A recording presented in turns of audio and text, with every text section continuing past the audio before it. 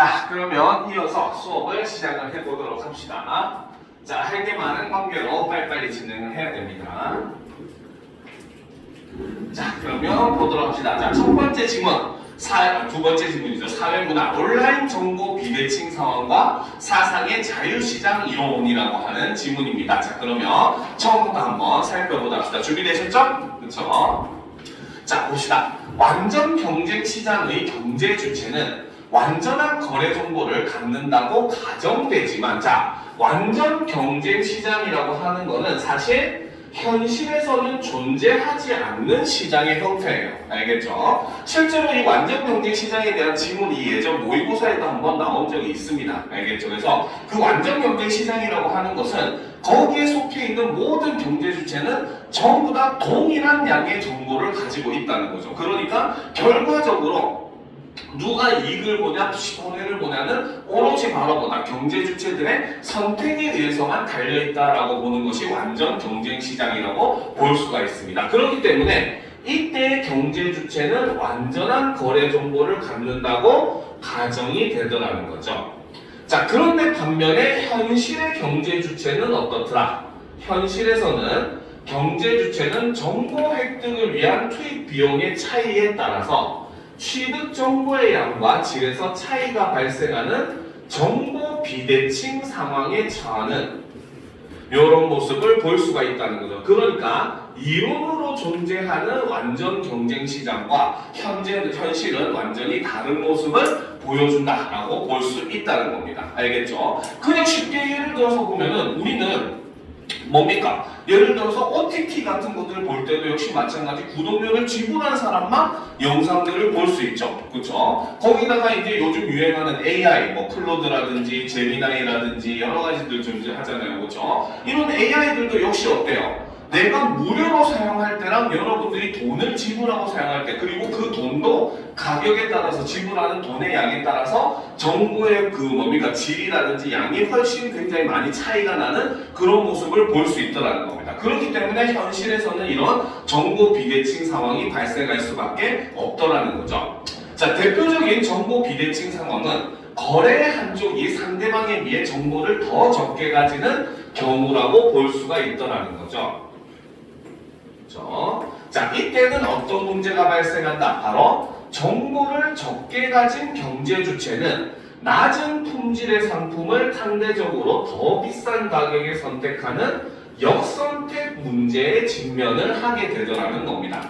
자, 실제로 작년쯤에 이제 폐지가 된 제도가 있었죠. 바로 단통법이라고 하는 법이 있었습니다. 알겠죠? 자, 그래서 단말기 통신사업법이라고 해서 단통법이라고 하는 법률이 있었는데, 자, 이 단통법은 실제로 그 이전에 사람들이 바로 뭡니까?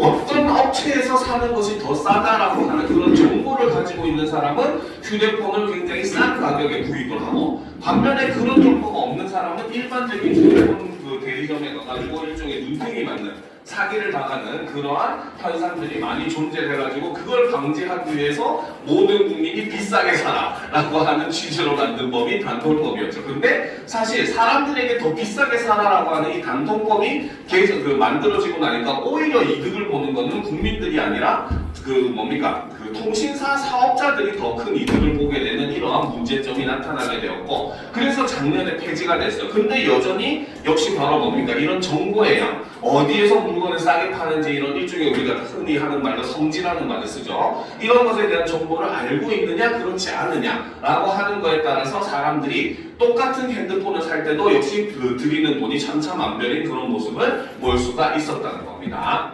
자, 이런 정보 비대칭 상황을 해소하기 위해서 정부는 법에 근거하여 시장에 개입한다. 그래서 이 정보 비대칭 상황을 해소하기 위해서 정부가 하는 역할은 바로 뭐다?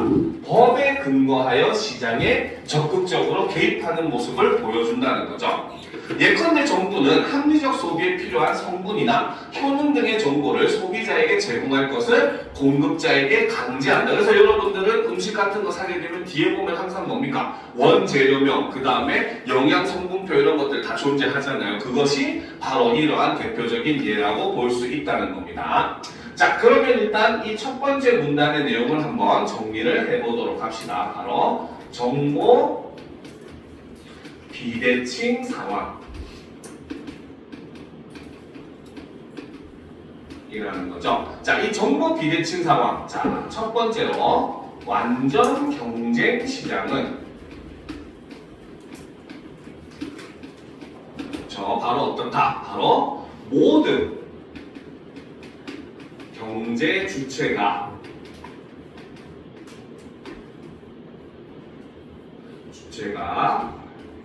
완전한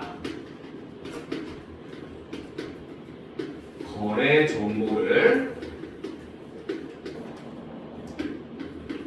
가진다는 거죠. 그런데 아까 얘기했듯이 이런 완전 경쟁 시장이라고 하는 건 바로 뭐다? 이론적으로만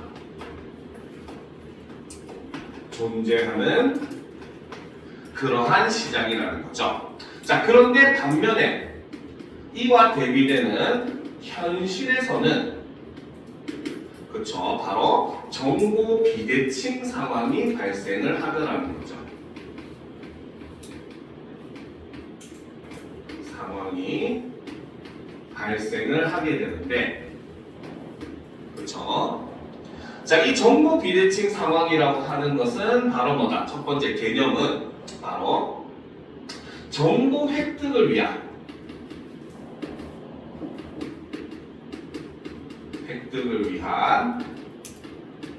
투입 비용의 차이가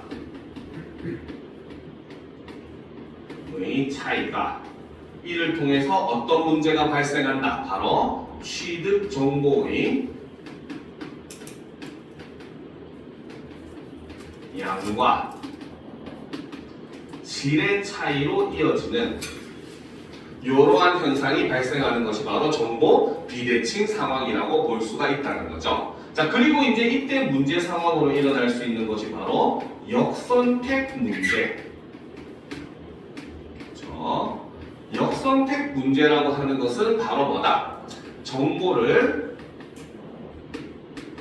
적게 가진 경제 주체가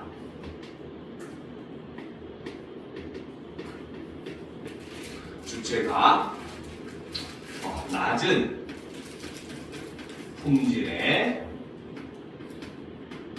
상품을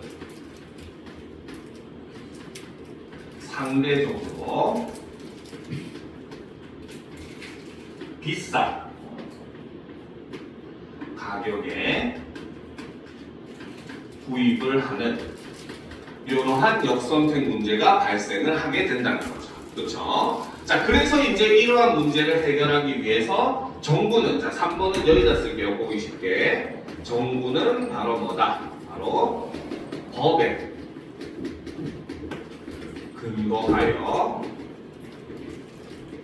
시장에 개입을 하는 이런 모습을 볼 수가 있다는 거죠. 그러니까 실제로 이제 물론 이런 상품과 관련된 그런 정보도 우리가 정부의 개입이라고 볼 수 있지만 그 외에도 저번에 이제 우리가 주식이라든지 이런 것들에 대한 지문도 한번 살펴봤었잖아요. 그렇죠? 거기서도 역시 바로 뭡니까? 사람들이 올바르게 어느 정도는 형평성 있게 정보를 제공받을 권리를 보장하기 위해서 이런 공시를 의무화하는 그런 제도를 취득하고 있는 그런 글도 우리가 본 적이 있었죠. 그렇죠? 그렇기 때문에 그런 부분에서도 역시 마찬가지 정부가 적극적으로 개입을 해서 어느 정도는 물론 완전한 해결은 불가능하겠지만 어느 정도는 정부의 비대칭 상황을 해소하기 위한 이러한 정부의 개입들이 존재를 한다라고 볼 수 있다는 겁니다. 알겠죠? 자, 그러면 이제 다음 문단으로 넘어가 보도록 합시다. 자, 이러한 정보 비대칭 문제는 비단 현실에서뿐만 아니라 어떻게 온라인 상거래에서도 발생을 하더라는 거죠. 그렇죠? 자, 생성형 인공지능이 활용되면서 이용자가 정보의 진위나 의도, 편향 등의 여부를 알기 어려운 허위 과장 광고가 증가하고 있다. 뭐 대표적으로 예전에야 먼저 나는 광고한다라고 표시하듯이 했지만 요즘에는 일종의 PPL이라는 이름으로 작품 속에 자연스럽게 제품을 녹이는 그런 방법을 사용을 하고 있죠. 그렇죠? 실제로 이제 이러한 대표적인 예 중에 하나가 바로 뭐였냐면 예전에 지금은 완전히 법으로 금지되어 있는 그 광고 방식이에요. 알겠죠? 실제로 우리가 영화라고 하는 것을 보게 되면 1초에 적게는 한 60프레임 정도에서 그렇죠. 많게는 뭐 한 120프레임 뭐 이 정도까지 이제 그 그림이 펼쳐지면서 우리는 그것을 움직이는 모습으로 인식을 하잖아요. 그렇죠? 그러니까 그 1초에 60장 중에 한 장에다가 코카콜라의 광고를 집어넣어 봤답니다. 코카콜라 이미지를 집어넣었대요. 알겠죠? 그래가지고 뭐 1초마다 넣은 건 아니겠지만 중간중간에 그런 이미지들을 한 컷씩 집어넣어서 보니까 사람들은 사실 인식을 못해요. 그런 그림이 있었다는 것을 알겠죠? 근데 중요한 거는 그 이후의 결과가 얘기해줍니다. 그 이후에 어떤 일이 발생했냐면 그 영화를 본 관객들에게서 갑자기 코카콜라 판매가 급증을 하게 됩니다. 알겠습니다. 실제로 알겠죠? 그래서 이거는 실제 법으로 금지되어 있는 광고 방식이에요. 알겠습니까? 그래서 이러한 식으로 이제 이러한 사람들 사이에서는 이런 허위 과장 광고 이런 것들을 잘 분간하기가 어려운 그런 시대로 우리가 접어들고 있더라는 거죠. 자, 그래서 이제 이 정부는 관련 법률 조항을 통해 인공지능을 활용한 제품 또는 서비스를 제공하는 사업자에게 생성형 인공지능 사용 여부를 표시하도록 하는 생성물 표시 의무를 강제하였다. 자, 그러면 대표적인 온라인에서 사용하는 허위 과장 광고를 막기 위한 방법으로서 바로 생성물 표시 의무를 강제하는 법률을 만들었고, 이것은 바로 뭐다? 인공지능을 활용한 제품 또는 서비스를 제공하는 사업자에게 생성형 인공지능 사용 여부를 표시하는 것을 강제를 했다는 거죠. 그죠?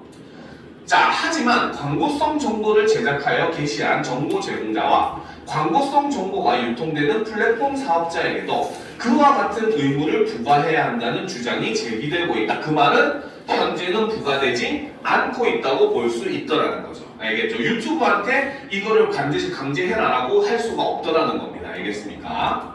자, 이렇듯 온라인 정보 비대칭 상황에 대한 정부 개입에 관하여 엇갈리는 주장이 대두되고 있다. 이외에도 사회적, 정치적 견해 표명에 대한 정부 개입 여부를 두고도 구분되는 입장이 제시되고 있다라는 거죠. 실제로 뭡니까? 국가에서 실제 얼마 전에 이제 우리가 큰 문제가 됐었던 법률이 있었죠. 그렇죠? 바로 뭐다? 특정 국가를 비하하거나 그렇죠? 하는 의도를 가지고 있는 정보를 게시하면은 그건 법적으로 처벌될 수 있다. 이런 그 법률이 만들어졌는데 여기서 가장 이제 문제가 되는 게 중국과 관련된 그런 여러 가지 문제들이 이제 제기됐었던 그런 모습도 볼 수가 있다라는 겁니다. 알겠죠? 자, 그러면 세 번째. 그렇죠? 자, 바로 온라인. 그렇죠? 정보 비대칭 문제. 자, 온라인에서도 이렇게 온라인 정보 비대칭 문제가 발생을 하게 됐는데, 자, 그 배경은 바로 무엇이다? 바로 생성형 인공지능을 활용하게 되면서 이를 통해서 바로 뭐다? 진위 확인이 어려운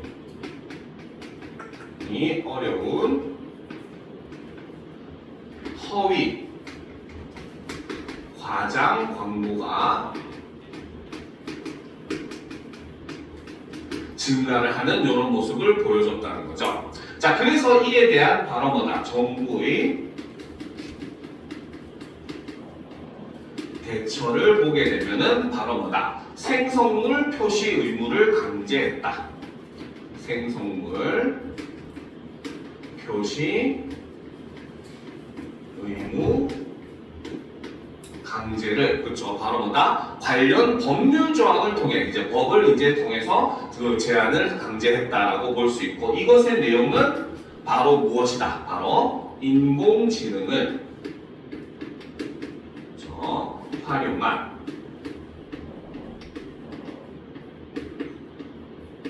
제품이나 서비스 제공 사업자에게, 그렇죠? 바로 뭐다? 생성형 인공지능 사용 여부를 표시하라 라는 거였죠. 알겠습니까?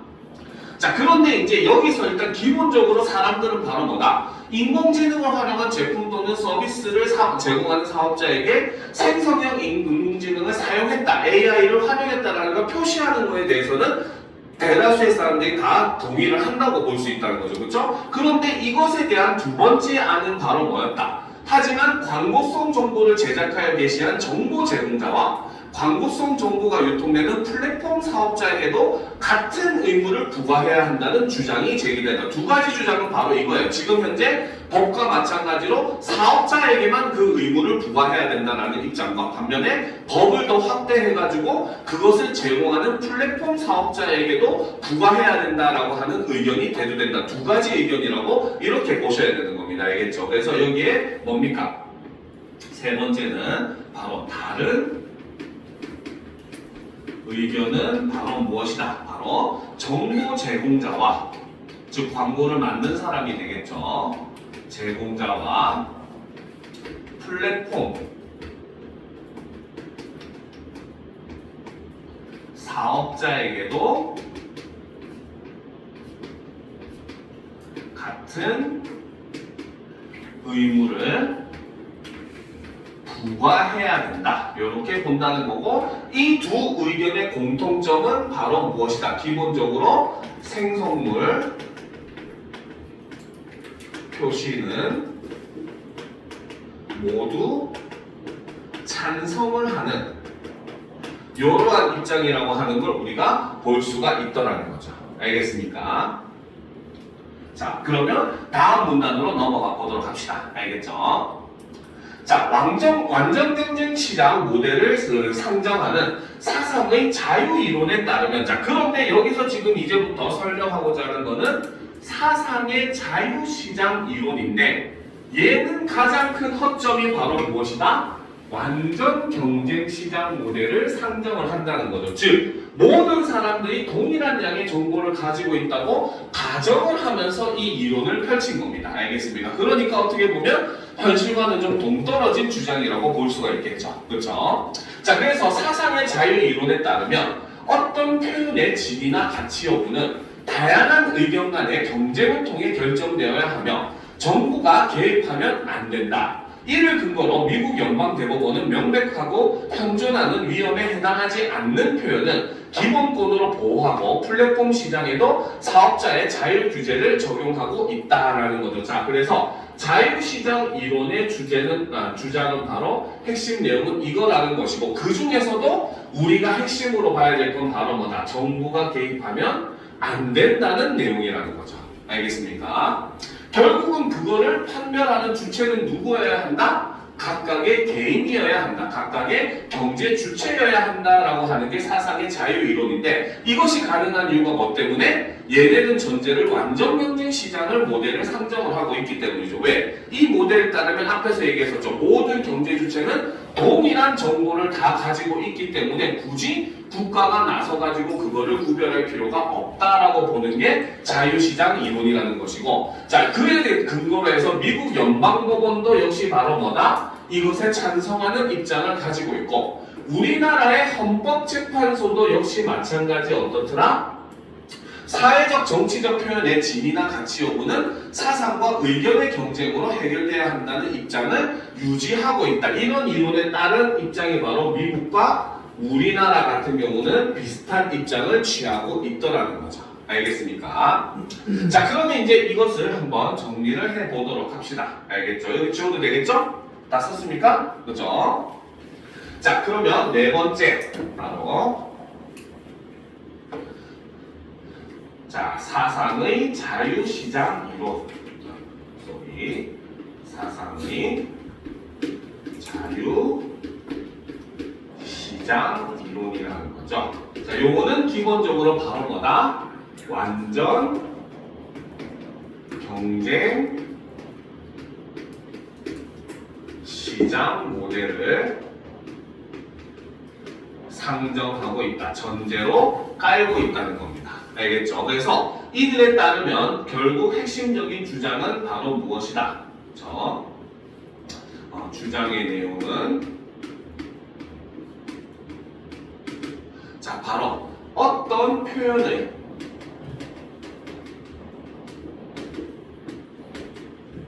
진위나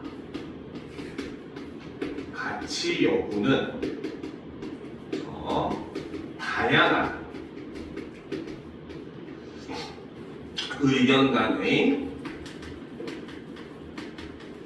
경쟁을 통해 결정되어야 한다는 거죠. 그렇기 때문에 결과적으로 바로 뭐다?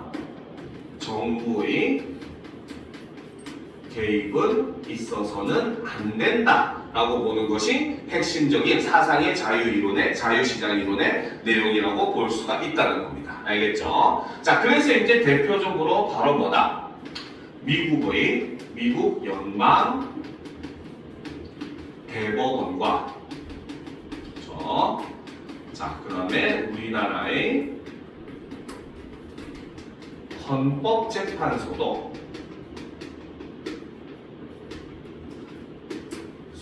바로 뭐다? 바로 사상의 자유시장 이론에 기반을 둔 그러한 입장을 취하고 있다라고 볼 수가 있다는 거죠. 알겠습니까? 그러니까 개인의 자유를 어떻게 더 중시하는 그러한 모습을 보이는 게 우리나라의 헌법재판소와 미국에 있는 연방대법원의 입장이라고 볼 수가 있다는 겁니다. 결국 이런 부분에서는 자유냐 평등이냐 이런 개념으로 볼 수가 있어요. 알겠죠? 그래서 현재 우리나라는 자유민주주의 사회를 지향하고 있는 사회이기 때문에 바로 뭔가 기본적으로는 자유를 더 우선시하는 그런 모습을 볼 수가 있다는 겁니다. 알겠죠? 자, 그런데 다음 문단을 봅시다. 자, 사상의 자유시장 이론에 대한 비판론도 제기되었다. 자, 그러면 이제 여기서는 바로 뭐다? 사상의 자유시장 이론에 대한 비판론의 내용을 제기를 하는 부분이라고 볼 수가 있겠죠. 즉, 위에 있었던 사상의 자유시장 이론을 비판하는 입장이다. 이렇게 보시면 되겠습니다. 자, 비판론에 따르면 진실한 정보는 과소 공급되고 허위 왜곡 정보가 대량 공급되는 상황에서는 다양한 의견 간의 경쟁이 이루어질 수 없다. 일종의 현실의 문제를 볼 수가 있더라는 거죠. 그렇죠? 실제로 여러분들이 유튜브에서 뭐 정치 관련, 물론 부모 자식 간에도 정치 얘기를 하는 게 아니지만 정치 관련 내용이라든지 이런 내용들을 살펴보면은 굉장히 자신의 그런 입장과 비슷한 어느 정도는 편향된 입장의 정보들만이 넘쳐납니다. 굉장히 객관적인 입장의 정보가 거의 없다고 봐도 무방할 정도로 잘 찾아보기 힘들어요. 알겠죠? 물론 이제 우리가 뭐 실제로 일어난 사건, 사고, 뭐 자연재해 이런 것과 관련된 정보에 어느 정도는 객관성을 유지한다고 볼 수 있지만 사실 정치와 관련된 문제, 종교와 관련된 문제는 우리가 중립적인 입장에서 보도하는 내용 자체도 찾기가 굉장히 힘듭니다. 알겠습니까? 자, 그 다음으로 허위 왜곡 정보가 시민의 사회적, 정치적 사안 판단에 쓰이고 정책 담당자도 특정 개인이나 집단이 의도적으로 유통한 정보를 시민의 진정한 의견으로 오인할 수가 있다. 자, 이것이 바로 무엇이다? 이런 허위 왜곡된 광고로 인한, 그렇죠? 정보로 인한 문제점이라고 볼 수가 있겠죠. 그래서 이것이 바로 허위 왜곡 정보의 문제점이라고 볼 수가 있다는 겁니다. 알겠죠? 자, 그래서 이러한 입장에 따라 비판론은 민주주의 의사결정의 왜곡을 막기 위해 플랫폼과 정부의 공동규제가 강화되어야 한다. 자, 비판론의 핵심적인 입장은 바로 뭐다? 정부의 규제, 그것도 플랫폼과 연계한 공동규제가 강화되어야 한다라고 주장하는 게 비판론의 핵심적인 입장이라는 거죠. 그렇죠? 자, 표현의 자유가 기본권이라는 점을 감안해 법적 근거를 갖추되 유해하거나 불법인 정보를 플랫폼 사업자가 사전에 자율적으로 삭제하거나 차단하고 미흡하면 사후에 정부가 규제해야 한다는 것이다. 그래서 규제하는 방법을 좀 더 이제 구체적으로 이렇게 제시를 하고 있더라는 거죠. 자, 그러면 요거는 다 적었죠? 그쵸? 다 적었습니까? 그죠? 자, 그러면 이제 이것에 대한 비판론의 입장도 한번 정리를 해보도록 합시다. 알겠죠?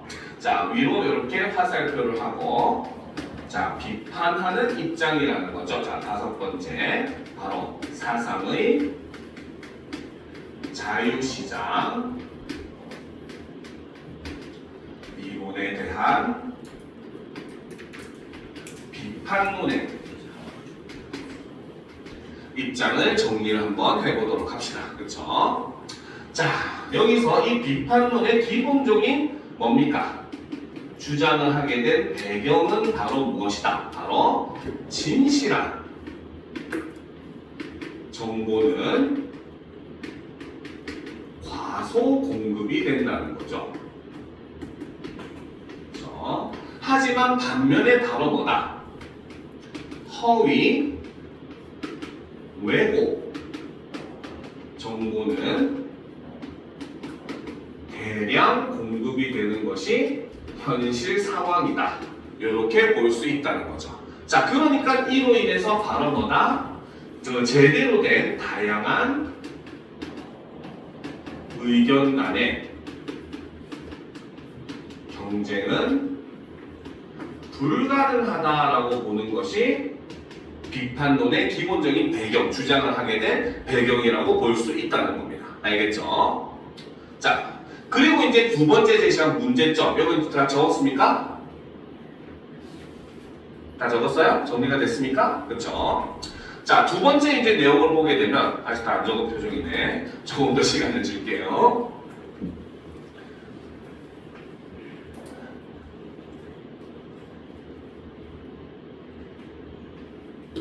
자, 그렇죠. 자, 그런데 이제 이러한 현실 사회에서 이로 인해서 문제점이 발생한다는 거죠. 밑으로 화살표하고 문제점이라고 써놓도록 합시다. 그렇죠. 자, 두 번째, 자, 이로 인해 발생할 수 있는 문제 상황은 어떤 상황이 발생한다. 그렇죠. 자, 바로 허위, 왜곡 정보가 시민의 사회, 정치적 사안 판단에 사용이 될 수가 있고, 그렇죠? 자, 그 다음에 또 다른 사항은 바로 뭐다? 바로 특정 집단의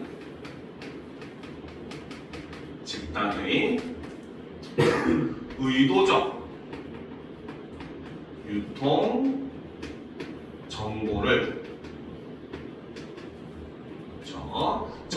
바로 뭐다? 시민의 진정한 의견으로 오해를 할 수가 있더라는 거죠. 그러니까 바로 뭐다? 시민들도 실제 현실에 대한 문제를 제대로 파악하기 어려워지는 것이고, 정책을 실시하는 사람도 역시 어때요? 시민들의 의사를 왜곡해서 볼 수밖에 없기 때문에 제대로 된 정책을 할 수가 없게 되는 그러한 문제가 발생을 할 수 있다는 겁니다. 알겠습니까? 그렇죠? 여기까지 정리가 됐습니까? 정리 다 됐어요? 아닙니다. 네, 다음 정리합시다.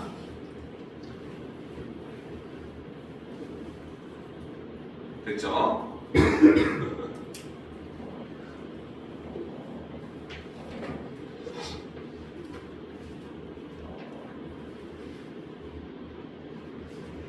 됐습니까? 자, 그래서 이제 결과적으로 이들이 주장하는 세 번째, 그렇죠? 바로 주장의 내용은 바로 뭐다?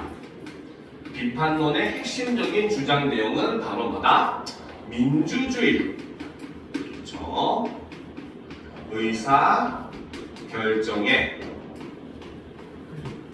왜곡을 막기 위해, 그렇죠?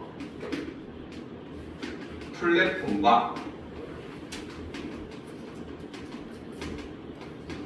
정부의 공동 규제를 강화해야 한다. 자, 이것이 바로 핵심적인 주장이라는 거죠. 알겠죠? 그래서 1차로 어떻게 플랫폼에서 먼저 규제를 하고 그 다음에 그로 인해서 미흡한 점은 이제 정부가 개입을 해서 규제를 강화해야 된다라고 보는 게 비판론의 가장 핵심적인 입장이라는 겁니다. 자, 그러면 마지막 문단을 보도록 합시다. 자, 정부 개입에 대한 엇갈린 논의는 그렇죠. 바로 이 엇갈린 논의는 앞에서 얘기했던 자유시장 이론과 그렇죠. 그 다음에 비판론의 입장이라고 볼 수 있겠죠. 자, 헌법재판소의 실명 확인 사건에서 표면화되었다. 선거운동 기간 중에 게시판 이용자의 실명 확인 조치를 하지 않은 인터넷 언론사를 제재하는 법률 규정의 위헌 여부에 대해 헌법재판소 다수 의견은 해당 규정이 위헌이라고 결정을 하였다라는 거죠. 그렇죠? 자, 그래서 뭡니까? 사람들이 표현의 자유가 존재하기 때문에 그로 인해서 이제 그것을 방치한 언론사를 제재해야 된다는 것은 위헌이다라는 거야. 즉 여기서 이 다수 의견이라고 하는 것은 바로 뭐다? 위헌이라고 결정한 것은 이것은 시장의 그렇죠. 잠깐만 갑자기 헷갈리네요. 사상의 자유시장 이론에 기반을 두고 있는 거죠. 그래서 이거는 사상의 자유시장 이론의 입장이라고 볼 수 있다는 겁니다. 알겠습니까? 그죠? 그러니까 일단 아까도 얘기했듯이 우리나라 헌법재판소는 기본적으로 사상의 시장 자유시장 이론을 근거로 하고 있기 때문에 기본적으로 다수의 이제 그 헌법재판소 법관들은 뭡니까? 이것을 위헌으로 판단을 했다는 거죠. 즉, 인터넷 실명 확인은 불필요하다. 사람들의 기본권을 제한할 수 있다라고 얘기를 했다는 겁니다. 그런데 반면에 소수 의견은 비판론과 같은 취지에서 허위 왜곡 정보는 토론 등 자율적 방법으로 교정되기 어렵다고 주장을 하였다. 그래서 이 소수 의견은 바로 뭐다? 비판론과 같은 입장을 취하고 있다라는 거죠. 그러니까 일부 소수의 헌법재판소 재판법관들도 이러한 현실을 인정을 하는 모습도 볼 수 있다라는 겁니다. 알겠죠? 자, 플랫폼과 인공지능 활용이 일상이 된 시대에 새겨봐야 할 대목이다라는 거죠. 그래서 마지막에는 뭡니까? 이 자유시장 이론과 그렇죠. 그 다음에 비판론이 격돌했었던 대표적인 사건으로서 헌법재판 인터넷 실명 확인 사건 요것에 대해서 이제 예를 들면서 이것이 현대 사회에서 굉장히 뭡니까? 일종의 뜨거운 감자라고 얘기하죠. 핫한 그러한 주제로서 사람들의 논의가 필요한 부분이고 우리가 생각할 필요가 있는 부분이다라는 걸 마지막에 강조를 하면서 글을 마무리를 하고 있습니다. 알겠습니까? 자, 그러면 이제 이걸 바탕으로 문제를 한번 풀이를 해보도록 합시다. 알겠죠? 자, 7번 문제부터 한번 살펴보도록 합시다. 자, 윗글에 대한 설명으로 가장 적절한 것은 이라고 되어 있어요. 자, 보도록 합시다. 정보 비대칭 상황의 장단점을 분석해서 제시하고 있다? 아니죠. 이거는 장단점을 분석하는 것이 아니라 그렇죠. 바로 정보 비대칭 상황을 바라보는 두 가지 입장, 그렇죠. 상황의 두 가지 입장을 분석해서 제시하고 있다. 이렇게 해야 우리가 맞는 설명이라고 볼 수가 있겠죠. 그렇죠? 자, 그 다음 이제 2번을 보도록 합시다. 정보 비대칭 상황에 대응하는 방식을 이론과 결부하여 구분하고 있다. 그렇죠? 여기서 나오는 이 이론이 두 가지가 있었죠. 첫 번째는 바로 뭐다? 사상의 자유시장 이론. 그리고 이와 대비되는 두 번째가 이에 대한 비판론. 요 두 가지 입장과 결부해서 구분을 하고 있기 때문에 2번이 정답이라고 볼 수 있다는 거죠. 알겠습니까? 자, 3번. 정보 비대칭 상황에 대한 사람들의 인식 변화. 이거를 통시적으로 설명하고 있다? 요거는 틀렸죠. 이것이 성립하려면 어떻게 돼야 되냐면 이것의 인식에 대해서 뭡니까? 몇 년도에는 사람들이 뭐 이렇게 생각을 했고 그 다음에 이제 그 중간에 뭐 이런 법률이 생기면서 사람들의 인식이 뭐 이렇게 바뀌고 이런 식으로 설명을 해야 되는 거예요. 통시적이라고 하는 말은 자, 시간 이게 이제 일종의 그 동시대축이라고 봤을 때 어떤 사건을 시간의 변화에 따라서 살펴보는 게 통시적인 관점입니다. 알겠죠? 그러니까 한 가지 대상만을 시간의 흐름에 따라서 판단하는 게 통시적 관점인 것이고, 이것을 사람들의 인식 변화를 설명했다라고 보는 것은 틀렸다고 봐야 된다는 거죠. 알겠습니까? 자, 4번. 정보 비대칭 상황을 분류하는 기준의 문제점을 사례를 들어서 규명하고 있다? 아니죠. 분류하는 기준의 문제점을 설명하는 것이 아니라 바로 뭐다? 정보 비대칭 상황을 뭡니까? 나타내는, 그렇죠? 상황. 이게 바로 헌법 실명제 사건이었죠. 이거를 사례를 들어 규명하고 있다. 이렇게 해야 맞다고 볼 수 있다는 겁니다. 알겠습니까? 그래서 상황을 뭡니까? 나타내는 혹은 그거를 바라보는 입장의 뭡니까? 충돌, 이것이라고 볼 수가 있겠죠. 5번. 정보 비대칭 상황에 대한 다양한 개념을 종합했어요? 아니죠. 개념 자체는 하나밖에 존재하지 않았습니다. 그죠? 자, 그래서 새로운 개념으로 재구성하고 있다? 이것도 역시 틀렸다고 볼 수가 있다는 거죠. 그래서 이 글의 가장 큰 핵심은 바로 뭐다? 정보의 비대칭 상황을 바라보는 두 가지 상반되는 입장을 제시를 하고 있다라고 하는 게 이 글의 가장 큰 핵심적인 내용이다라고 볼 수 있다는 겁니다. 알겠죠? 자, 그러면 이제 8번 문제로 넘어가 보도록 합시다. 윗글에서 알 수 있는 내용으로 적절하지 않은 것은 일치하지 않는 것을 고르면 되겠죠. 자, 1번부터 봅시다. 거래에 관한 정보를 얻는데 투입한 비용의 차이는 역선택 문제에 영향을 준다. 이것은 맞다고 볼 수가 있겠죠. 그렇죠? 바로 뭐다? 역선택 문제라고 하는 것이 바로 뭐다? 투입한 비용이라든지 이런 것들의 양에 따라서 뭡니까? 정보의 질이나 양의 차이가 나게 되고, 그로 인해서 어떻게? 정보가 적은 사람은 더 질이 낮은 제품을 오히려 상대적으로 더 비싼 가격에 사는 문제가 바로 역선택 문제라고 했었죠. 그렇기 때문에 이것은 정보 비대칭으로 인해서 생겨나는 문제다라고 대표적으로 얘기를 했습니다. 자, 2번. 청문 표시 강제는 공급자와 소비자 간의 정보 비대칭을 해소하기 위한 정보 개입의 한 방식이다. 그죠? 대표적인 예가 바로 뭐다? 성분 표시 강제 제도라고 했어요. 그죠? 자, 3번. 온라인에 유통되는 허위 광고는 그 의도가 이용자에 의해 쉽게 파악되므로 정보 비대칭 문제를 야기한다. 그렇죠? 이 첫 부분과, 그렇죠? 요 정보 비대칭 문제를 야기한다는 맞습니다. 그런데 문제는 바로 뭐다? 의도가 이용자에 의해 쉽게 파악되지 못함으로라고 얘기를 해야 되는 거죠. 그리고 좀 더 정확하게 얘기하면 바로 뭐다? 최근에 바로 뭐다? 이런 생성형 인공지능을 활용한 그러한 허위 왜곡 광고, 왜곡 정보들이 넘치게 되는데, 그 상황으로 인해서 이용자들은 훨씬 더 이 정보의 진위 여부를 파악하기 힘들어졌다고 얘기했습니다. 알겠죠? 그렇기 때문에 정답은 3번이라고 봐야 된다는 거죠. 알겠습니까?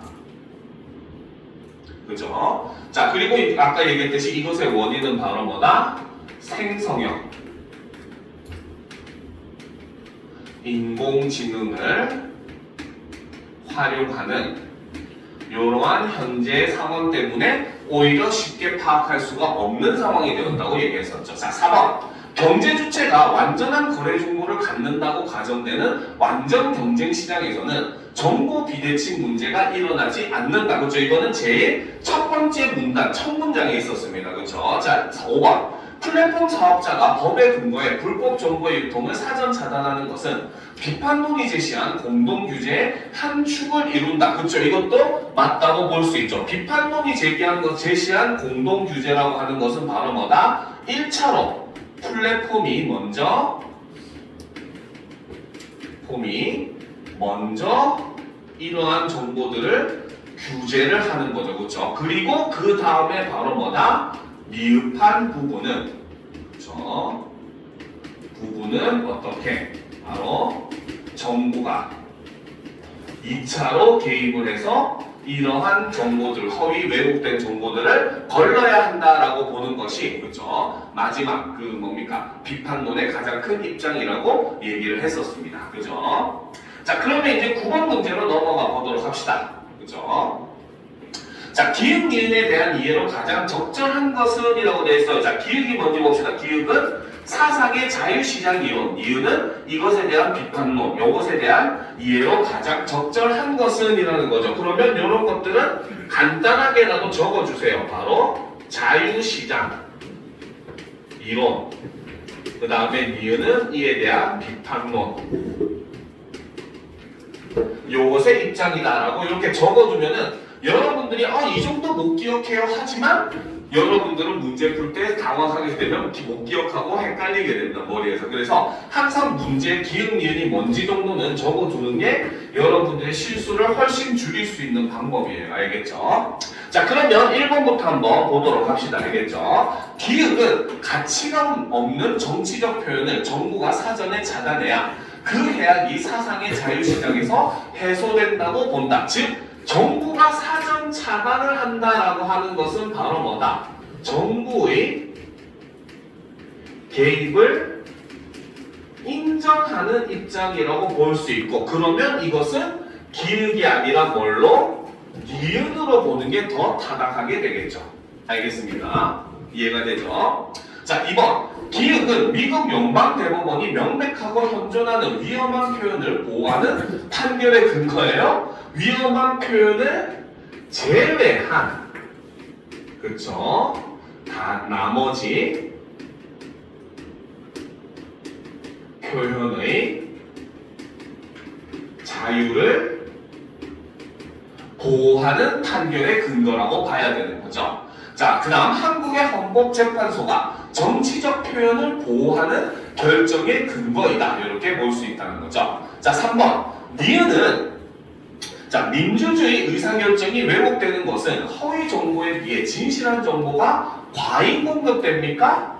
과소 공급된다고 했었죠. 그렇죠? 그래서 공급되는 정보 비대칭에서 비롯된다고 본다라고 봐야 되는 거고. 4번. 니은은 정부가 유해한 정보를 미리 차단 조치해야 시민이 사회적 판단을 내릴 때 왜곡된 정보의 영향을 받지 않는다고 본다. 이거는 미리 차단 조치하는 것이 아니라는 거죠. 그렇죠? 이것은 차단 조치를 해야 되는 주체는 바로 뭐다?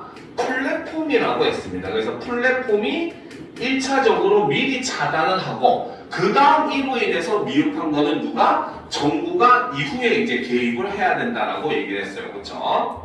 자, 5번. 기획에 따라 플랫폼 시장의 자율 규제를 실시하는 것과 니은이 정부와 플랫폼 사업자의 공동 규제 실시를 주장하는 것에는 모두 표현의 자유를 기본권으로 삼는 관점이 전제되어 있다. 이것이 맞다는 거죠. 그렇죠? 표현의 자유는 존재하지만 허위 왜곡된 정보는 인정할 수가 없다는 게 비판론의 입장인 겁니다. 그리고 아까 마지막에서도 얘기했듯이 비판론에서 단계를 나누어서 플랫폼 사업자가 1차로 규제하고 이후에 정부가 규제해야 된다는 입장을 취하는 것도 역시 뭐 때문에? 표현의 자유를 일단 기본적으로 인정을 해야 되기 때문에 그러한 방법으로 해야 된다라고 주장한 거예요. 왜? 만약에 표현의 자유를 인정하지 않으면 바로 처음부터 정부가 개입하는 게 제일 빠르겠죠. 그리고 그 방식을 쓰는 나라가 있죠. 바로 중국 같은 나라들, 그치? 실제로 존재합니다. 그랬을 때는 정부가 효율적으로 사람들의 이제 뭡니까? 정보를 컨트롤할 수 있는 장점은 있지만 단점은 바로 뭐다? 국민들에게 왜곡된 그런 정보만 쥐어줄 수 있는 그런 문제점이 발생을 한다는 거죠. 알겠습니까? 그렇기 때문에 정답은 5번이라고 볼 수 있다는 겁니다. 알겠죠? 자, 그러면 이제 마지막 10번 문제. 자, A, B와 관련하여 보기를 이해한 내용으로 적절하지 않은 것은 이라고 되어 있어요. 자, 그러면 A가 뭔지 B가 뭔지 한번 살펴보도록 합시다. 자, A는 바로 뭡니까? A는 보시면은 그렇죠? 바로 관련 법률 조항. 이것은 바로 뭐다? 정보의 비대칭 문제를 해결하기 위해서 정부가 개입한 대표적인 사례라고 볼 수가 있다는 거죠. 그렇죠? 자, 그런데 반면에 B, 여기 밑줄이 그어져 있네요. 자, 바로 실명 확인 사건이라고 하는 것은 바로 뭐다? 사상의 자유시장 이론과, 그렇죠? 그 다음에 이에 대한 비판론이 격돌했었던 대표적인, 그걸 확인할 수 있는 대표적인 사건이다. 이렇게 볼 수가 있더라는 거죠. 자, 그러면 이제 A, B와 관련하여 보기를 이해한 내용으로 적절하지 않은 것을 한번 살펴보도록 합시다. 자, 식품 판매자 갑은 상품의 효능을 과장한 글과 가상 의료인이 등장하여 효능을 알리는 동영상을 생성형 인공지능을 이용하여 제작한 후 인터넷 언론사로 분류된 플랫폼 A에 각각 재게시하였다. 자, 두 게시물은 모두 익명으로 게시되었고 생성형 인공지능 사용 여부를 표시하지 않았다라는 거죠. 자, 일단 기본적으로 생성형 인공지능 사용 여부를 표시하지 않았기 때문에 바로 뭐다? A를 위반한 이런 상황이라고 볼 수가 있더라는 거죠. 그렇죠? 자, 그리고 이제 여기서 또 가장 큰 문제는 바로 뭐다? 상품의 효능을 과장한 글과 가상 의료인이 등장하여 효능을 알리는 동영상을 생성형 인공지능을 이용을 해서 제작을 했다는 거죠. 그러면 이 정보는 바로 뭐다? 허위, 왜곡 정보라고 볼 수가 있다는 겁니다. 알겠죠? 그런데 여기서 문제는 바로 뭐다? 인터넷 언론사로 분류된 플랫폼 A에, 그쵸? 플랫폼 A에 각각 게시를 하였다라는 겁니다. 즉, 플랫폼 사업자는 바로 뭐다? 이에 대해서 규제를 하지 않았다고 볼 수가 있더라는 거죠. 왜요? 우리 힘들어하는 표정인데. 자, 그 다음 이제 보도록 합시다. 자, 두 번째. 선거를 앞두고 정책을 추진하려면 땡땡 방식을, 땡땡 정책을 추진하려면 땡땡 방식을 채택해야 한다는 주장이 제기되었다. 이에 을은 사회적 갈등을 유발할 위험이 매우 크다며 그러한 주장을 하는 이들을 처벌하는 세무세무법의 제정이 필요하다는 글을 작성하였다. 그 글을 인터넷 언론사로 분류된 플랫폼 B에 선거운동 기간 중에 실명으로 게시했다. 이후 을은 게시자 이름을 달리해 같은 취지의 글을 플랫폼 B에 수차례 올렸다라는 거죠. 그죠? 처음에는 실명으로 게시를 했지만 그 다음에 바로 뭡니까? 게시자 이름을 달리해서 허위로 이제 수차례 올리는 이런 모습을 볼 수가 있더라는 겁니다. 근데 여기서는 일단 기본적으로 제품과 관련된 문제이고 반면에 여기 두 번째 사례 같은 경우는 정치와 관련된 문제라고 볼 수가 있다는 거죠. 그렇죠? 자, 그러면 1번부터 이제 한번 적절하지 않은 걸 한번 보도록 합시다. 자, 갑이 게시한 글은 정보 비대칭 상황을 심화하는 과장 광고이지만 그의 글이 확산되더라도 플랫폼 A를 A로 제재하지는 못하겠고, 그렇죠? A라고 하는 것은 바로 무엇입니까? 정부가 관련 법률 사항으로 얘기를 했는데, 그렇죠? 자, A는 관련 법률을 제정한 그런 내용이었죠. 그렇죠? A의 내용을 다시 한번 살펴보면. 자, 그래서 이 정부는 관련 법률 조항을 통해 인공지능을 활용한 제품 또는 서비스를 제공하는 사업자에게 생성형 인공지능 사용 여부를 표시하도록 하는 생성물 표시 의무를 강제했다고 했어요. 그런데 뭡니까? 갑이 제시한 것은 정보 비대칭 상황을 심화하는 광고이지만 그의 광고가 확산되더라도 플랫폼 A를 A로 제재하지는 못하겠고, 그쵸? 왜? 플랫폼 A는 바로 뭡니까? 그 정보를 제공한 사업자가 아니라는 거죠. 그렇기 때문에 관련 법률 조항에서는 플랫폼을 처벌할 수 있는 조항은 존재하지 않는다고 얘기를 했었습니다. 그렇죠? 그렇기 때문에 1번은 맞는 말이라고 봐야 되는 겁니다. 알겠습니까? 그래서 제재 대상이 플랫폼 A이기 때문에 틀렸어요. 알겠습니까? 자, 그 다음 이제 2번을 보도록 합시다. 갑이 그의 동영상에 가상의 의료인을 등장시켜 게시한 동영상은 정보 비대칭 사항을 심화하는 허위 광고이지만 갑을 A로 제재하지는 못하겠고, 왜 갑도 제재를 못할까? 왜 갑도 제재를 못하겠습니까? 바로 무엇 때문에? 익명으로, 그렇죠? 게시를 했었기 때문에 누가 사업자인지 알 수가 없다는 거죠. 그렇죠? 그러니까 사업자를 판단할 수가 없기 때문에 역시 마찬가지 갑도 뭡니까? 처벌을 할 수가 없다는 겁니다. 알겠습니까? 알겠죠? 자, 3번. 을이 작성한 글에서 땡땡 방식 재택을 주장하는 사람들을 처벌하는 세무세무법의 필요성을 주장한 내용은 B에 대한 헌법재판소 다수 의견 취지에 부합하지 않겠군. 그렇죠? 자, 이것을 주장한 내용이라고 하는 것은 바로 뭡니까? 표현의 자유는 있기는 한데, 그렇죠? 이거를 실명제로 해야 된다라고 하는 것에는 다수가 반대를 했었죠. 그렇죠? 그렇기 때문에 이런 부분에서 필요성을 주장한 내용이라고 하는 것을 어떻게 실명으로 그렇죠? 게시를 했기 때문에 이 부분은 다수 의견의 취지에 부합하지 않는다라고 보는 게 맞다는 거죠. 알겠습니까? 자, 그 다음 4번을 봅시다. 을이 게시자 이름을 서로 다르게 하여 여러 글을 게시한 것이 세무세무법 제정으로 이어졌다면 이는 B에 대한 헌법재판소 소수 의견을 뒷받침하는 근거가 될 수 있겠고, 그렇죠? 이름을 서로 다르게 해서 여러 글을 게시한 것이 제정으로 이어졌다는 것은 바로 뭐다? 정보 비대칭, 그렇죠? 상황의 문제점이고 그 중에서도 바로 뭐다? 특정 집단이나 그렇죠? 인물의 의견을 다수의 의견으로 오해를 해서 잘못된 정책을 만들게 되는 근거가 된다고 하는 것이 비판론의 입장이었다고 했었고, 소수 의견은 그 비판론의 입장과 일치하는 입장이라고 얘기를 했었습니다. 그렇죠? 그러니까 4번도 맞다고 볼 수가 있다는 겁니다. 알겠죠? 자, 그럼 5번을 봅시다.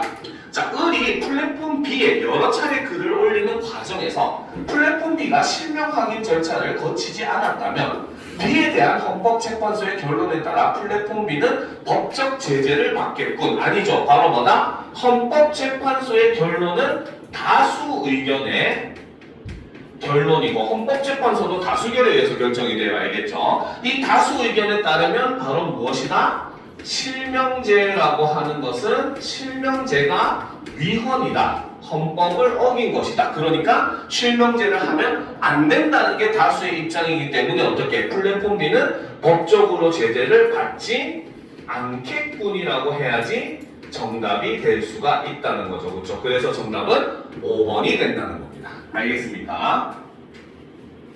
자, 됐죠? 자, 그러면 다음 마지막 지문으로 넘어가 보도록 합시다. 바로 과학기술 지문이죠. 라플라스식의 원리와 적용 사례를 살펴보도록 합시다. 알겠죠? 자, 보도록 합시다. 자, 우리는 물방울, 비눗방울, 기포 등이 구의 형태를 취하고 있는 것을 볼 수 있다. 구형은 동일한 부피에서 표면적이 최소인 형태인데, 자, 여기서 구형의 개념을 정의를 하고 있죠. 구형은 바로 뭐다? 동일한 부피에서 표면적이 최소인 형태가 바로 구형의 특징이라는 거죠. 자, 이는 액체 분자 간의 인력으로 발생하는 표면 장력의 작용 때문이다. 그래서 이 구형이 만들어지는 이유는 바로 요것 때문이라는 거죠. 그렇죠? 자, 액체 방울에서 방울의 외부 압력과 표면 장력으로 인한 압력의 합이 내부 압력과 균형을 이룰 때 방울은 그 크기를 유지한다. 자, 방울이 크기를 유지하기 위해서 필요한 조건은 바로 무엇이다? 액체 방울에서 방울의 외부 압력과 표면 장력으로 인한 압력의 합이 무엇과 같아야 한다? 내부 압력과 균형을 이룰 때 크기를 유지를 한다는 거죠.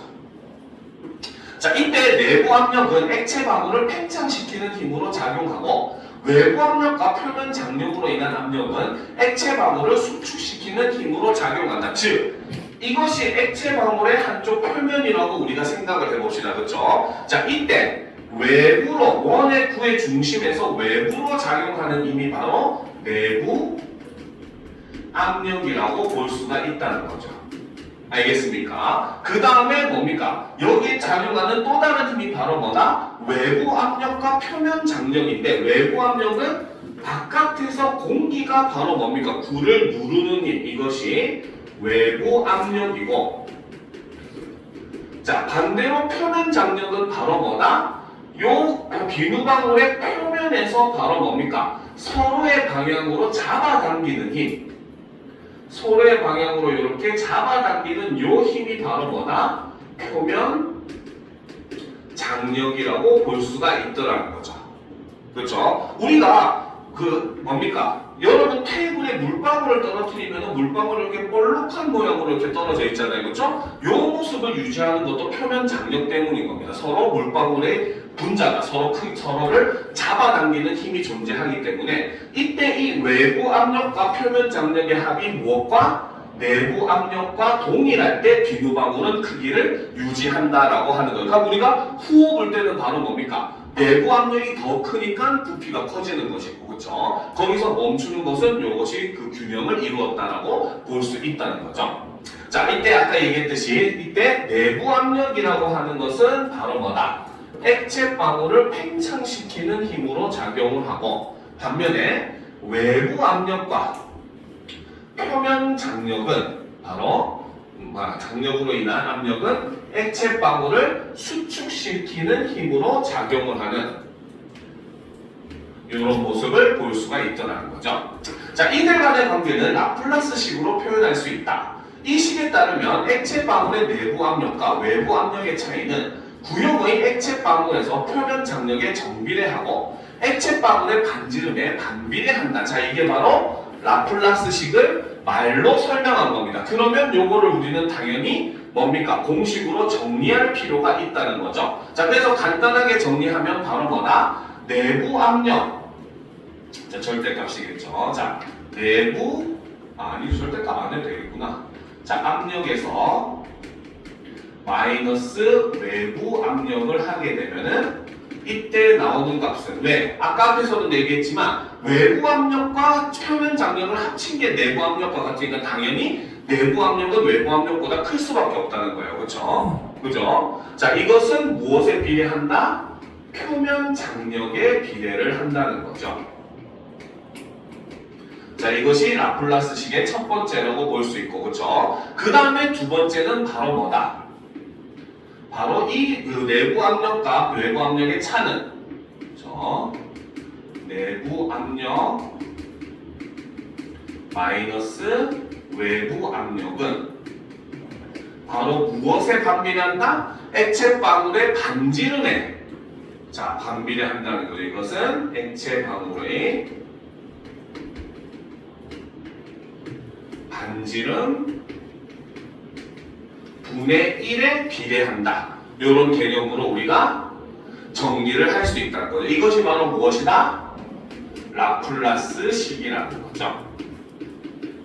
이렇게 여러분들이 말로 표현된 거를 공식으로 정리를 해두면 나중에 문제 풀 때 굉장히 도움이 많이 돼요. 알겠죠? 그러니까 이렇게 옆에다가 실제 시험 칠 때도 이런 내용 정도는 옆에다가 적어두는 게 굉장히 도움이 많이 됩니다. 알겠습니까? 되게 피하는 표정이지만 어쩔 수 없어요. 과학 문제를 풀 때는. 알겠습니까? 자, 됐습니까? 자, 어쨌든 옆에다가 새로 정리를 할 거니까 정리를 한번 살펴보도록 합시다. 알겠죠? 자, 그러면 보도록 합시다.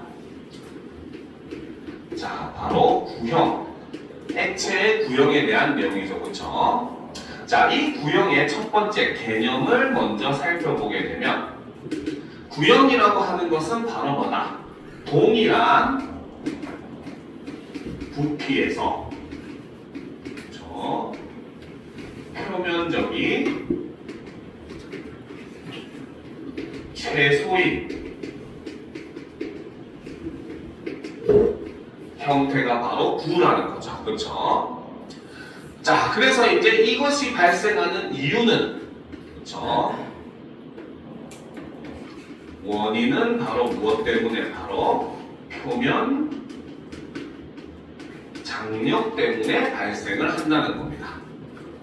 알겠습니까? 자, 이때, 그렇죠? 자, 구형태의 유지는 무엇에 의해서 결정이 된다? 바로 외부 압력과 표면 장력의 합이 무엇과 같다? 내부 압력과 같을 때 바로 뭐다? 구는 형태를 유지할 수 있다고 얘기를 하더라는 거죠. 알겠습니까? 자, 이때 외부 압력이라고 하는 것은 바로 뭐다? 그렇죠. 자, 외부 압력이라고 하는 것은 뭡니까? 외부 압력과 표면 장력 두 개를 봐야 되죠. 얘네는 바로 뭐다? 구를 수축시키는 힘인 것이고, 반면에 내부 압력이라고 하는 것은 바로 뭐다? 구를 팽창시키는 힘이라는 거죠. 자, 이때 이것을 정리한 것이 아까 했었던 바로 라플라스식으로, 포켓몬도 아니고 그지? 그죠? 자, 라플라스식으로 정리를 할 수가 있는데, 라플라스식에 따르면 첫 번째 바로 뭐다? 내부 압력 마이너스 외부 압력은 무엇에? 바로 표면 장력의 크기에 비례한다. 근데 사실 이거를 우리가 뭡니까? 그 항을 이항시켜가지고 무슨 나타내면은 내부 압력 마이너스 외부 압력은 결국 표면 장력이 나오잖아요. 그렇죠? 그러니까 라플라스식의 내용이 맞다고 볼 수 있고, 자, 두 번째 역시 마찬가지. 내부 압력 마이너스 외부 압력은 무엇에 비례한다? 바로 구의 반지름 크기의 역수에 비례한다. 즉 반비례한다. 이렇게 우리가 정리가 가능하다는 겁니다. 알겠습니까? 자, 그러면 이제 이런 식이 어떻게 활용되는지 봅시다. 라플라스 식은 사람이 호흡할 때 폐포에 작용하는 압력과 표면 장력 사이의 관계를 설명할 때도 유용하다. 그래서 라플라스 식이 사용되는 분야가 바로 어디? 사람이 호흡할 때의 그런 뭡니까? 관계를 설명할 때 굉장히 유용하게 사용이 되더라는 거죠. 폐포에는 그 내부의 압력과, 그쵸? 인체 외부 공기의 압력의 차이로 인해 공기가 드나든다. 이는 공기가 압력이 높은 곳에서 낮은 곳으로 이동하기 때문에 일종의 삼투압 현상을 얘기하는 겁니다. 그렇죠? 실제로 뭡니까? 삼투압 현상이라고 하는 것은 자연수에서 굉장히 많이 발생하는 건데, 이때 뭡니까? 밀도가 높은 곳에서 낮은 곳으로 이동을 하게 된다는 거죠. 자, 그래서 폐포를 둘러싸고 있는 액체층의 표면 장력은 폐포를 수축하게 하는 압력으로 작용한다. 자, 그러면 폐포를 둘러싸고 있는 액체층의 표면 장력이 바로 뭡니까? 얘는 수축하게 하는 압력으로 작용을 한다는 거죠. 일종의 외부 압력 그리고 표면 장력으로 볼 수 있다는 거죠. 자, 그런데 지질과 단백질로 구성된 계면 활성제가 분비되어 액체층의 표면 장력을 낮춘다. 이에 따라 폐포의 확장이 쉬워진다라는 거죠. 그렇죠? 자, 요거 지워도 되겠죠?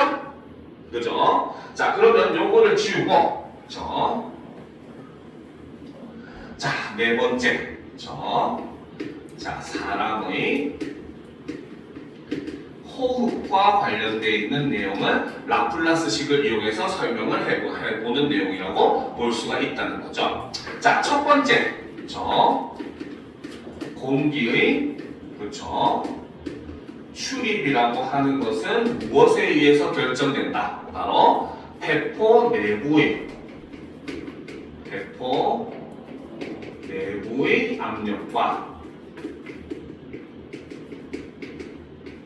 압력과 인체 외부 공기의 압력차,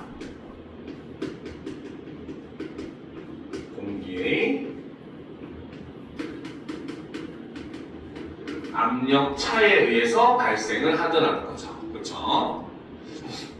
자, 이때 바로 뭐다? 압력이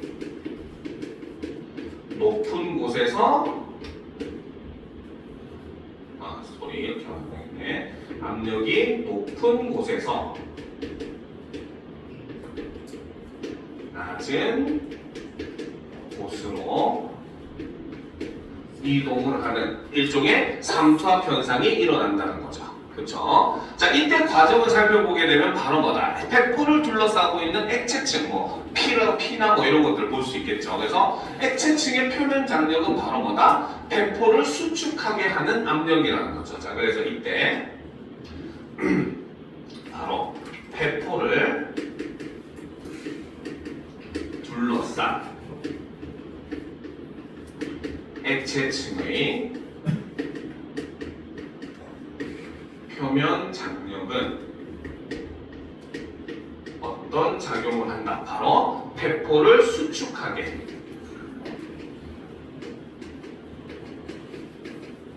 수축시키는 힘으로 작용을 한다는 거죠. 그렇죠? 자, 그런데 이때 그렇죠? 자, 바로 계면 활성제가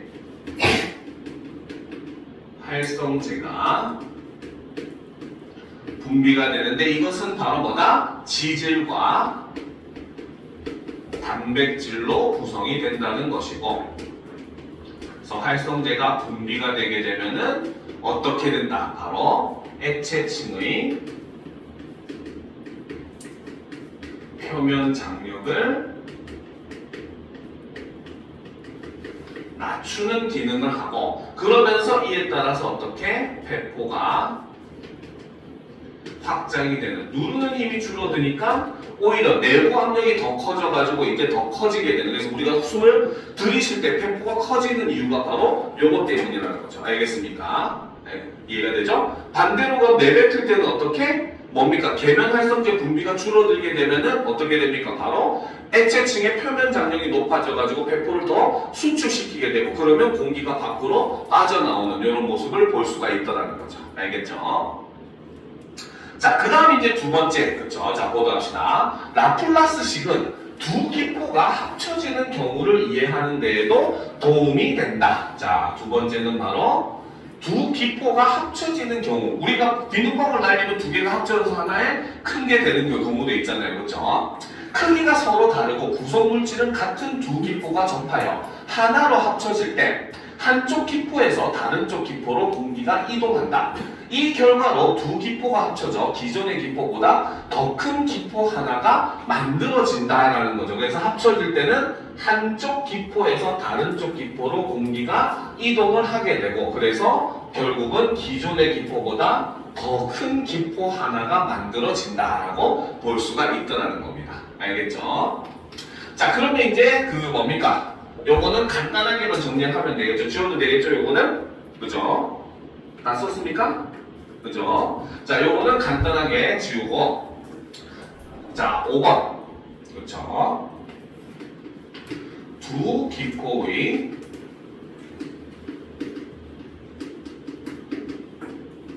합체라고 하는 것도 바로 뭐다? 바로 한쪽, 자, 전제는 바로 뭐다? 크기가 서로 다르고 구성 물질은 동일한 두 기포가 결합을 하게 된다는 거죠. 그러면 이때 바로 뭐다? 한쪽 기포에서 다른 쪽 기포로 공기가 이동을 하게 되고, 자, 그러면 결과적으로 바로 뭐다? 기존 기포보다 큰, 그쵸? 하나의 기포가 생성이 된다는 거죠. 자, 이때 하나의 더 큰 기포가 생성되는 이유는 바로 뭐다? 공기가 이동하면서 내부 압력이 커진다는 겁니다. 자, 요거는 이제 우리가 유추해서 알 수 있는 내용이기 때문에 적어놓으면 좋겠죠. 그러면 바로 뭐다? 한 기포의 내부 압력이 증가를 하게 되더라는 거죠. 그렇죠? 그러면 훨씬 더 큰 기포로 형성을 할 수 있다. 이렇게 볼 수 있다는 겁니다. 알겠습니까? 그죠? 이제 공기가 더 들어왔으니까 내부에서 바깥쪽으로 밀어내는 힘이 더 커진다는 거죠. 자, 실생활에서 라플라스식과 관련된 사례로, 그렇죠? 잉크젯 프린터를 들 수가 있다. 그래서 대표적인 사례로서 잉크젯 프린터를 예를 들겠다는 거죠. 자, 잉크젯 프린터에서는, 그렇죠? 자, 분사 장치의 노즐을 통해 잉크가 분사된다. 이때 분사된 잉크는 공기 중에서 방울의 형태가 되며 이 잉크방울은 종이에 도달한다. 라플라스식에서 알 수 있듯이 이때의 구형의 잉크방울에서도 내부 압력은 외부 압력보다 높다라는 거죠. 그 이유가 안 보여요? 네. 그 이유가 바로 뭐 때문에? 외부 압력 플러스 표면 장력이 내부 압력과 동일하기 때문에 단순히 내부 외부 압력과 비교하면 당연히 내부 압력이 훨씬 더 높을 수밖에 없다는 거죠. 그렇죠? 자, 구형의 잉크방울이 형성되는 것만으로는 인쇄가 제대로 이루어지는 것은 아니다. 자, 그러면 여기서 과정을 보게 되면 첫 번째 과정이 바로 뭐다? 분사장치의 노즐을 통해서 잉크가 분사가 되는데 이때 바로 뭐다? 분사된 잉크라고 하는 것은 바로 공기 중에서 방울의 형태가 되더라는 거죠. 그렇죠? 자, 그리고 이때 구형의 잉크방울에서도 바로 뭐다? 내부 압력은 외부 압력보다 높은 상태를 유지를 한다는 겁니다. 자, 구형의 잉크방울이 형성되는 것만으로 인쇄가 제대로 이루어지는 것은 아니다. 잉크방울이 노즐에서 나와서 목표 지점에 얼마나 안정적으로 도착하는지의 정도는 온의 소르의 수로 표현이 된다라는 거예요. 그렇죠? 자, 두 번째 과정이 바로 뭐다? 잉크방울이 노즐에서 나와서 목표 지점에 얼마나 안정적으로 도착하는지 이거에 따라서 인쇄가 이루어지는데 이것은 무엇으로? 바로 온의 소르의 수로 표현을 할 수 있다는 거죠.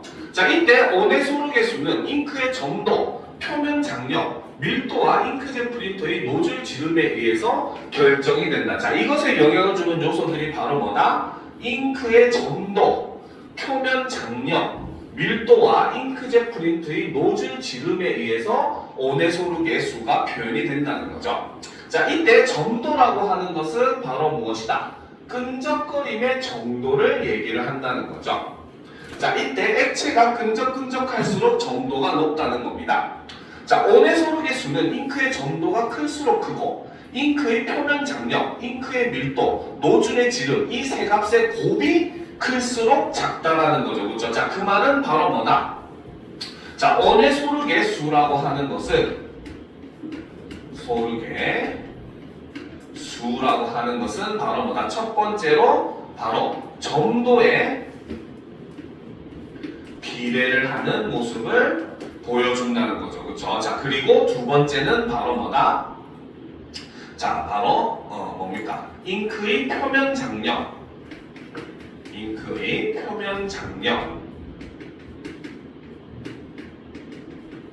그리고 뭡니까? 밀도. 그 다음 노즐의 지름. 노즐의 지름값을 곱했을 때 요것들을 곱했을 때 이것의 값이 클수록 작다라고 하는 것은 이것의 값에 그렇죠? 반비례를 한다. 이런 의미로 볼 수가 있더라는 거죠. 알겠습니까? 이해가 돼요? 왜요? 이해가 안 됩니까?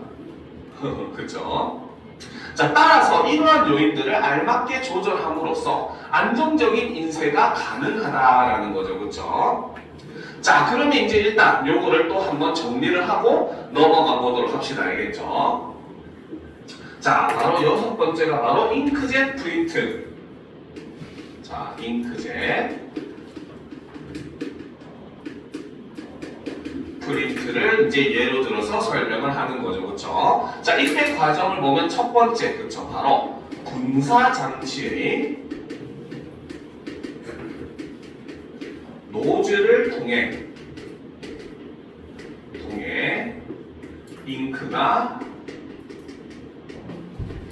분사가 된다는 거죠. 그렇죠? 자, 이때는 바로 뭐다? 아까 위에서 얘기했었던 바로 뭐다? 라플라스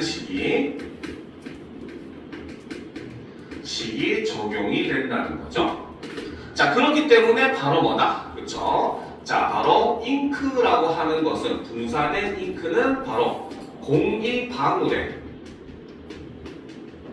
형태이고 이때는 당연히 내부 압력이